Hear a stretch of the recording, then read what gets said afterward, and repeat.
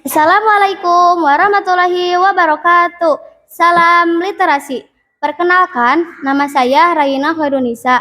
Saya dari SMP Muslimin Panyaungan. Di sini saya akan mereview buku yang berjudul Laskar Pelangi, yang ditulis oleh Andrea Hirata dan diterbitkan oleh Bentang Pustaka. Di sini saya menggunakan teknik AIH, A alasan, I isi, H hikmah. Alasan saya memilih buku ini karena saya tertarik dengan judulnya, sehingga ingin membacanya. Isi dari buku ini bercerita tentang anak SD Muhammadiyah di Belitung yang bersekolah sederhana. Namun dia mempunyai mimpi tinggi. Tokoh utamanya Ikal bersama teman-temannya Lintang dan Mahar berjuang menuntut ilmu dengan tinggi.